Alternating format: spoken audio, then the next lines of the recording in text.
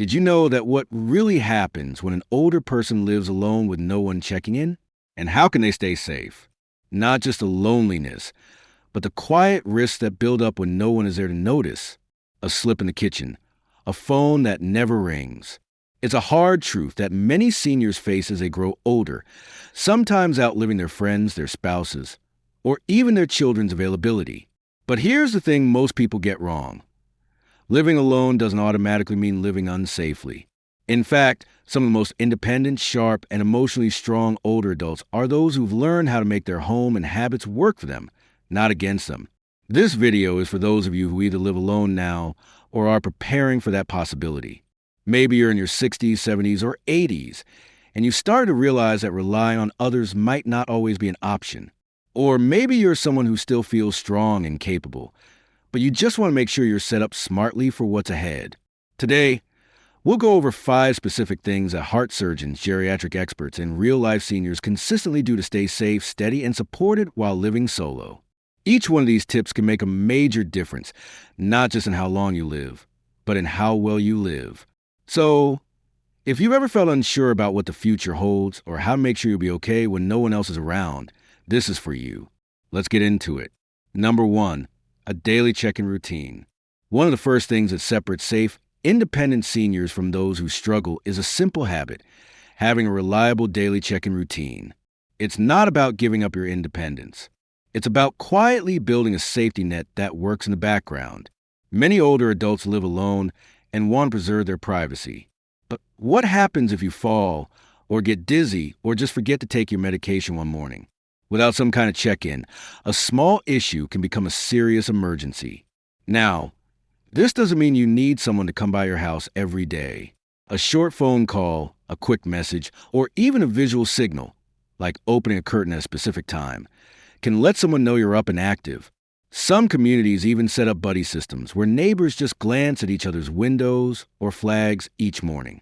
It takes less than 30 seconds, but it can mean everything. Let me tell you about Harold, an 82-year-old retired school principal who still lives in the same home he's been in for 40 years. He's sharp, strong, and proud, but he also knows that living alone comes with risks. Every morning by 9 a.m., he sends a simple good morning text to his niece. If she doesn't hear from him by 10 o'clock, she gives him a call. They rarely need to do anything more, but just knowing someone will check in keeps Harold and his family at ease. There are even services and apps today designed just for this purpose. Some alert a contact if you don't log in or press a button at your usual time. Others pair you with volunteers who check in by phone daily. It's not about overmanaging your life. It's about creating a rhythm that quietly supports your safety without taking anything away from your dignity. This small act, setting up a check-in routine, is something anyone can do. It doesn't matter if you're in your 60s, 70s, or even late 80s. And it's not a sign of weakness. It's a sign of wisdom. Because the truth is, strong people don't avoid backup plans. They make sure they have them. Number 2, fall-proofing your space. Most serious injuries among older adults don't happen outside. They happen right at home. And more often than not, it's not because someone is frail. It's because the space hasn't been updated to match how their body has changed. Your home may be full of memories, but it might also be full of hidden hazards. Rugs that slide, cords that tangle near your feet, chairs that are just a little too low, or light switches that make you stretch and strain. These small things don't seem dangerous until the moment they are. Take Carol, a 77-year-old woman who used to host church gatherings in her cozy living room. She knew the layout like the back of her hand. But one winter evening, she stepped on a throw rug that had curled at the edge. She lost her balance and broke her hip. That one fall cost her 5 months of recovery and ended her ability to drive. And all of it happened in less than 3 seconds. Now, fall-proofing isn't just about adding grab bars in the bathroom. It's about creating a space that moves with you, not against you. That means making sure the lighting is soft but strong enough, that your bed isn't too high or low, that walkways are clear, and that items you use daily, like dishes, towels, medications, are within easy reach, not tucked away in high shelves or deep drawers. One of the most effective things you can do is take a slow walk through your home, as if you were guiding a guest who had trouble walking. What would they trip on? What would make them hesitate? That's what you need to fix. Another overlooked detail: the shoes you wear indoors. Many seniors walk around in socks or slippers with no grip. That's like walking on ice. Invest in house shoes with rubber soles. Your feet and your balance will thank you. And don't forget the bathroom. It's the most common place for serious falls. A non-slip mat inside and outside the tub, a sturdy grab bar near the toilet, and a bath bench for anyone with balance concerns can completely change your safety at home. People sometimes think, I'm still healthy. I don't need all this yet. But fall proofing isn't something you do after you fall. It's what you do to prevent it from ever happening. If you're still watching this video and finding these insights valuable, please comment number 2 below to let me know you're here. And if you haven't subscribed yet, I recommend you subscribe and turn on the bell so you don't miss any videos. Your support helps us continue creating good content to inform and inspire you. Now let's move forward. Number 3, regular health check-ins with yourself. One of the most powerful tools you have when living alone is something no one else can give you: your own awareness. But here's the truth most people don't realize. They're slipping until it's already happened. It's not just about scheduling doctor appointments or getting your blood pressure checked once a year.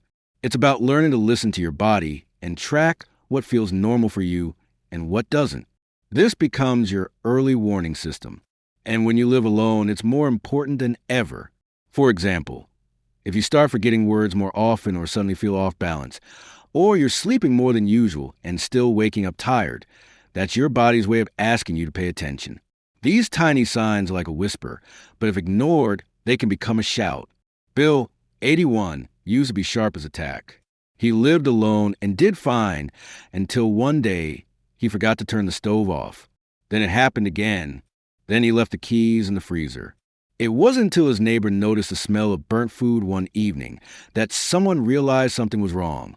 By the time he got help, he'd already slipped into early-stage dementia. A weekly journal or checklist, one where you write how you're feeling physically, mentally, emotionally, could have caught it much earlier. Another area to monitor is your appetite and weight. If you're skipping meals or losing weight without meaning to, that can be a sign of underlying illness or even depression. And because no one else is there daily to notice the changes, it's on you to spot the patterns. Try setting up a simple routine. Every Sunday morning, sit down with a cup of coffee and go through 5 questions. Did I sleep well this week? Did I eat regularly and feel full? Did I have enough energy to do daily tasks? Did anything feel off physically? Pain, dizziness, swelling? Did I feel unusually down or anxious? If any of those answers give you pause, it might be time to talk to your doctor or someone you trust. This habit isn't just about catching illness early. It builds confidence. You feel more in control. You start to trust your instincts. And that's something no nurse, no child, no caretaker can replace. Living alone doesn't mean being unaware. It means being in tune. That's what keeps you safe. That's what gives you power. Number 4, safe and reachable home design. A lot of people think that living alone as an older adult becomes dangerous because of big, dramatic events: a fire, a robbery, a sudden illness. But what causes the most harm, more often than not, are the little things: a misplaced rug, a drawer that's too high, a slippery floor tile. These things don't just make life harder. They silently chip away at your safety and independence. What makes this especially tricky is that over time, you stop noticing the small inconveniences. That hallway light that flickers, you get used to it. That one step that always creaks or tilts slightly. You learn to adjust your gait. But the problem is, your body doesn't always adjust as quickly as your mind does. Let me tell you about Linda. She was 76, lived alone, and prided herself on keeping a tidy house. But she hadn't updated anything in years. One morning, she got up to make coffee. Her slippers had no grip, and the corner of a throw rug flipped up just enough to catch her toe. She fell hard. No one found her for hours. That rug, something she saw and walked over every single day, nearly cost her hip and her independence. So what can you do? First, simplify. Look around your home with fresh eyes, like a visitor. Are there cords stretched across walkways? Too much furniture in tight spots? Mats or carpets that slide easily. These should all go. Your space doesn't need to be bare, but it should never be tricky to move through, even when you're tired or not feeling your best. Second, lower and lighten what you use most. If you're reaching over your head daily to get a bowl or stepping onto a chair to grab a towel, that's a red flag. Shift daily used items down to waist to shoulder level. Consider lightweight dishes, easy open containers, and soft closed drawers that don't jam or stick. Third, get the right lighting. As we age, our eyes don't adjust to darkness as quickly. Install motion sensor nightlights in your hallway, bathroom, and kitchen. And make sure every stairway, no matter how short, is well lit from top to bottom. Fourth, think about reachability. Phones should be in more than one room. Emergency buttons or devices like a smartwatch or fall alert can be literal lifesavers. It's not weakness, it's wisdom. Last, make your bathroom as safe as possible. That means grab bars, non-slip mats, and a sturdy seat in the shower. These changes may not feel glamorous, but they protect your dignity. They let you stay independent. If you're still watching this video and finding these insights valuable, please comment number 4 below to let me know you're here. And if you haven't subscribed yet, I recommend you subscribe and turn on the bell so you don't miss any videos. Your support helps us continue creating good content to inform and inspire you. Now let's move forward. Number 5, strong emotional and social anchors. Being alone doesn't always mean being lonely, but when you're older and living by yourself, emotional isolation can sneak in slowly and settle deeply. It's not always about not having people around. It's about not feeling seen, not feeling needed, and not feeling connected. One of the biggest dangers of growing older alone is losing your sense of purpose. You might go from a life filled with responsibilities, jobs, raising kids, community roles, to quiet days with long silences and no one to check in on you. And while some solitude is peaceful, too much of it can lead to emotional numbness, depression, or even memory problems. I remember a man named Gerald, 82, who lived alone after his wife passed. He still cooked, walked the park, even did his own shopping, but inside he felt invisible. He told me once, "I could disappear for a week and nobody would know." That sentence stuck with me, because for many older folks, that's not just a feeling, it's the truth.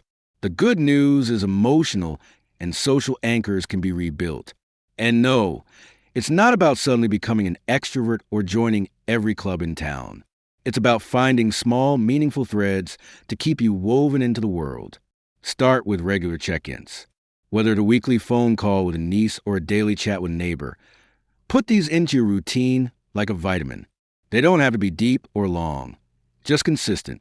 Consider volunteering, even from home, reading stories to kids over video chat, knitting for local shelters, or helping answer community questions online. Feeling useful is a powerful medicine. If mobility is an issue, explore online communities. There are entire forums, Facebook groups, and Zoom meetups for everything from classic movies to gardening tips. And yes, many are tailored to older adults. Another often overlooked solution, having a pet. For many older people, a calm dog or cat brings comfort, routine, and even reasons to stay active. Studies show that even watching fish swim in a tank can reduce blood pressure and ease anxiety. Lastly, get to know your local senior center or community programs. Many offer rides, social events, and meal deliveries. And often, the biggest gift is the human contact that comes with them. You don't have to show up smiling and talkative every day. Just being there opens the door to connection. Loneliness isn't just a feeling, it's a health risk. But the remedy doesn't always require more people. It starts with more connection, more consistency, and more small ways to feel seen. Number 6, emergency-ready mindset and systems. Note, this point overlaps with number 2, fall-proofing your space, as both emphasize home safety modifications like non-slip mats and grab bars to prevent falls, though number 6 broadens the focus to include emergency preparedness. I preserve the text as provided, but note the redundancy for clarity. When you're living alone as an older adult, it's not just about daily comfort. It's about being ready when something goes wrong. A slip in the bathroom, a sudden chest pain, a power outage in the middle of winter. What separates a small scare from a life-threatening crisis often comes down to one thing: preparation. Older folks who live safely alone tend to have what I call an emergency-ready mindset. It doesn't mean living in fear. It means thinking ahead, staying a step ahead, and building little safety nets around your life so that help is never too far away. Let's start with the basics. A simple fall can have devastating consequences: broken hips, head injuries, hours, or even days without help. That's why fall prevention is everything. Non-slip mats in the bathroom, grab bars near the toilet and shower, well-lit hallways, furniture placed with walking pads in mind. These might sound like small things, but they could be the difference between walking freely and lying helpless for hours. Next, medical alert systems. This is something too many people delay, thinking, I don't need that yet. But these devices have come a long way. Some look like watches. Some detect falls automatically, even if you can't press a button. And the truth is, having one doesn't mean you're fragile. It means you're wise enough to plan for surprises. Another key part is having a list of emergency contacts printed, not just on your phone. Names, numbers, medications, allergies, your primary doctor. Keep a copy on your fridge. Emergency responders look there first. It could speak for you when you can't. Then there's food and water. Every home should have a few days' supply of non-perishable food and bottled water. Not for doomsday, but for that snowstorm or if you're too sick to go out. Add a small flashlight, batteries, a backup phone charger, and you got the makings of a simple emergency kit. But the most powerful tool you have? A trusted neighbor. One person you can call, one person who can check on you. You don't need to become best friends. You just need a simple agreement. If you don't see me for a couple of days, knock. Or, can we check in once a week, just in case? And lastly, mindset. That calm voice inside you that says, I've thought about this. I prepared. That alone can give you peace of mind and sharpen your thinking if something ever does go wrong. Living alone after 70 doesn't have to mean living at risk. A little forethought can build a world of safety. If you're still watching this video and finding these insights valuable, please comment number 6 below to let me know you're here. And if you haven't subscribed yet, I recommend you subscribe and turn on the bell so you don't miss any videos. Your support helps us continue creating good content to inform and inspire you. Now let's move forward. Final thoughts. So, what really happens if an older person has no one to care for them? It depends. It can be frightening or it can be empowering. The difference often lies in the quiet choices we make every day. Living alone doesn't mean being alone. It means having the chance to take control of your space, your health, and your time with the right habits, like staying socially connected, keeping your body strong, making your home safer, preparing meals that nourish you, and having systems in place for emergencies. You can create a life that's not just manageable, but deeply satisfying. Remember, it's not about avoiding every risk. It's about living wisely with the strength you already have and using it to build a life that reflects who you are, independent, capable, and deserving of peace and dignity. You've lived through so much. You've solved problems, survived challenges, and adapted to changes. That same strength still lives in you now. If anything, it's even stronger. Thank you for joining us today. We'd love to hear from you. Leave a comment below and share one thing you learned today and how you plan to use it in your life. Your thoughts are important to us, so don't hesitate to share them. Reading your comments gives us great motivation and encouragement. If you enjoyed this video and found it helpful, please like, subscribe, and share. Your support helps us continue creating good content to inform and inspire you. Thanks for watching, and we look forward to seeing you in the next video.